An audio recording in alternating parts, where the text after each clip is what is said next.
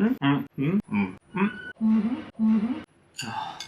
really full. Food, glorious food!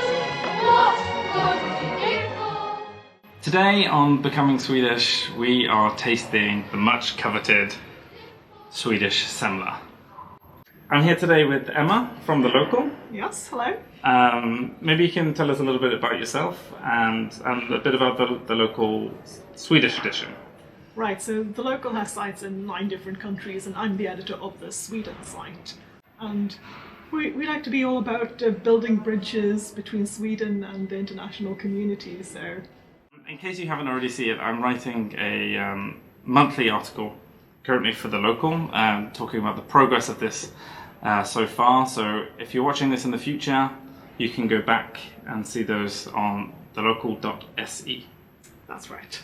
But we're not here to talk about the news today, we're here to talk about Semlor. So in many parts of the world, the Fat Tuesday or the Shrove Tuesday is celebrated in many different ways.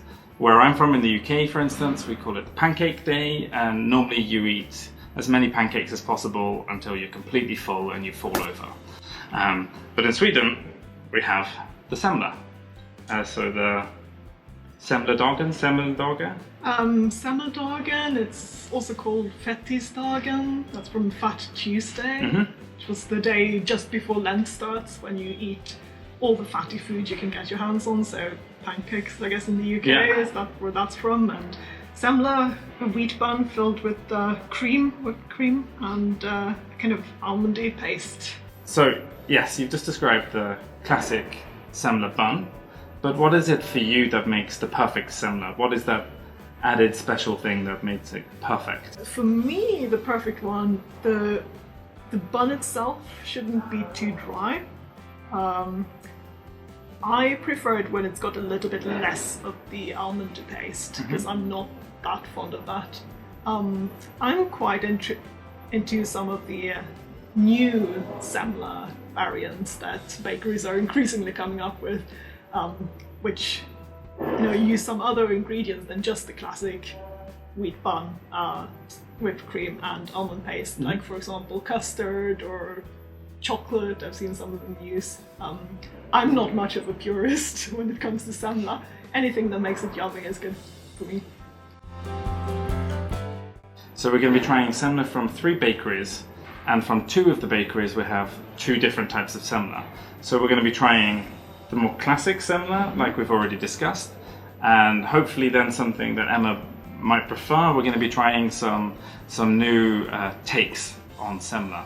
So the first bakery we're going to visit today is Validus Bröd in Sollentuna Centrum and other locations, and I'm going to let them tell you a bit about their Semlor. Hi, my name is Nicoletta and we are here at Validus Bröd in Sollentuna Centrum. Validus Bröd is a bakery that's been around for quite a long time. It was opened in 1927 and today is the 3rd generation driving the bakery. So it's still a family-owned bakery with a lot of love for our work. We currently have 4 stores. One is here in Sollentuna Centrum. We have another one in Solna, one in Mall of Scandinavia, and our newest store is in Täby Centrum. So today we are going to taste 2 of our Semlor. The first one we are going to taste is Lix Semlor. It's made with a classic cardamom bun. It has an homemade, after our own recipe, almond filling. Then it has vanilla custard. It has a very light whipped cream. And then it's powdered with just powdered sugar. So I tend to eat my Semlor like this. Like, take the top off first and then use that. It's quite a thick layer of cream. Also quite a thick layer of the almond paste and also custard. I quite like the roll itself. It's not very dry. Moist, not too sweet. Yeah, really good. And the second option for today is going to be our chocolate Semlor. It's made with kashpader dough with chocolate. Then it has the almond filling and the dark chocolate truffle in the middle. Then the whipped cream is mixed with the dark chocolate truffle, and then we powdered it with a little bit of flour sugar and a little bit of cocoa. Just getting this out, you can see it has got a healthy dose of chocolate in the middle. It's really quite brown from the chocolate that is in the dough. It also has cocoa powder on top. It's a bit of a chocolate feast. I love it already. I got a bit excited getting this out on the plate, and I dropped half of it in my coffee, so I'm going to be drinking it for the rest of the day. Alright, let's dig in. I thought the bread would be a lot drier with the chocolate in there, but it's a little bit drier than the last one, but still surprisingly good. I feel like the chocolate kind of like makes it less sweet in a way, because they can be a bit too sweet and heavy. So they're quite keen to say that it was quite dark chocolate. So it's really one for the dark chocolate lovers. So have you ever eaten semla in a bowl of milk? I haven't, but my mother does, because she's from northern Sweden. And I think actually traditionally the original semla was eaten like that, in a bowl of hot milk. But nowadays it's mainly northern Swedes, I think, Okay. that do that. I'd not heard of it before, and meeting somebody in one of the bakeries today, they said, okay, you want the semla? Do you want it dry or in a bowl of milk? It's called hetvägg.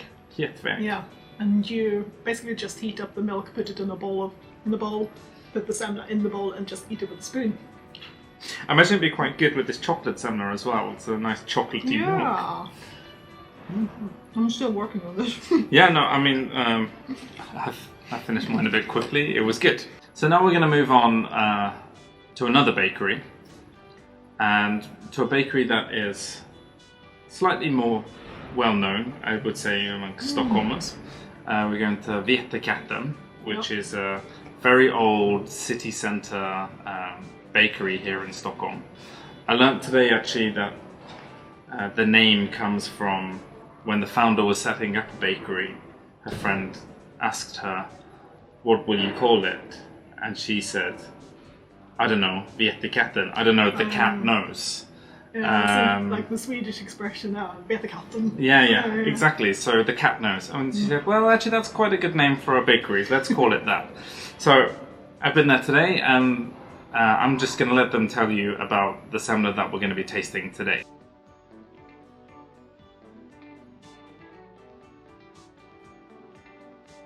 So Vetekatten was founded in 1928 by Esther Nordhammar, and it's located in the central of Stockholm.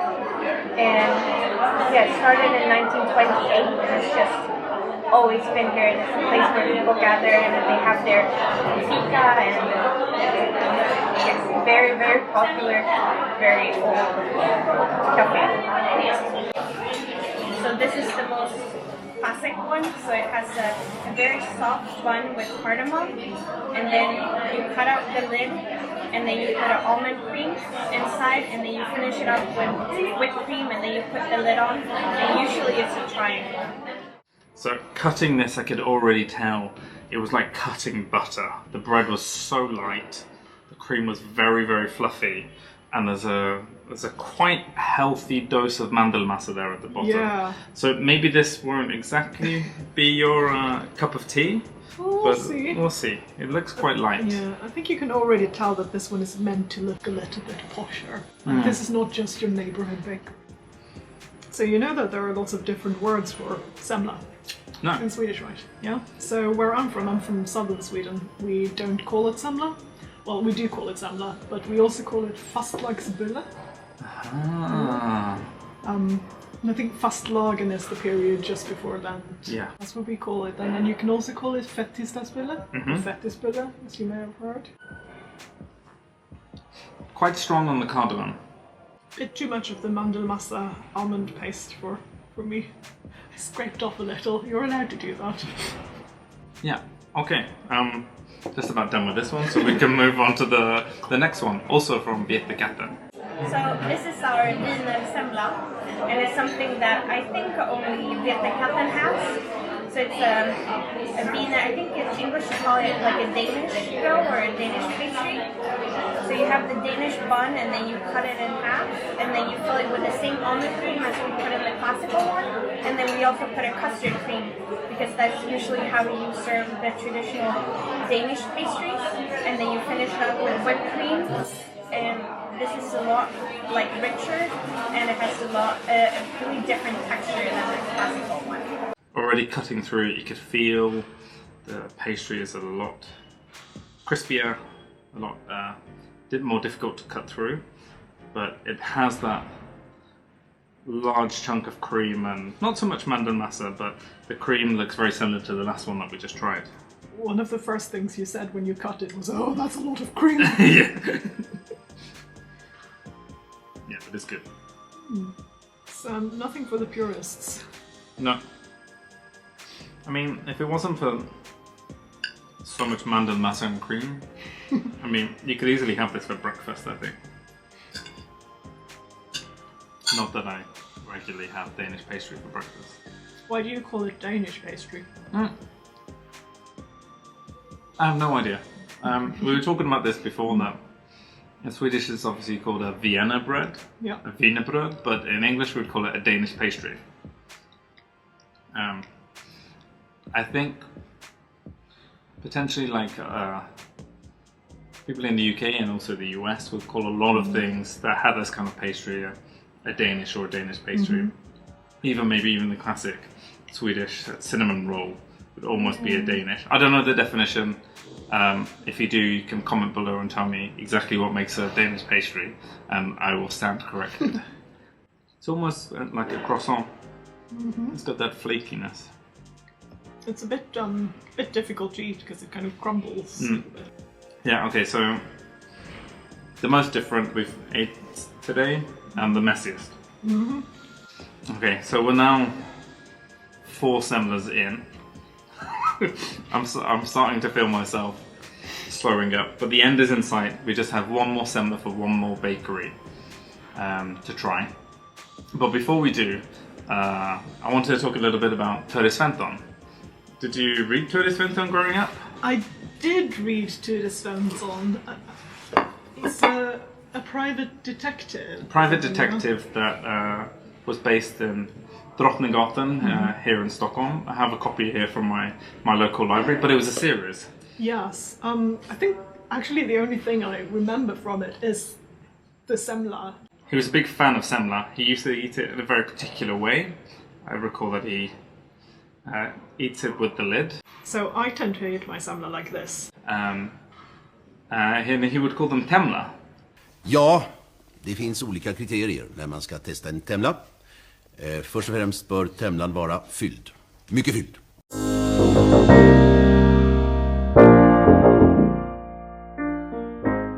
Hello, welcome to Gröndal, southern part of Stockholm, where we have Lundbergs Konditori.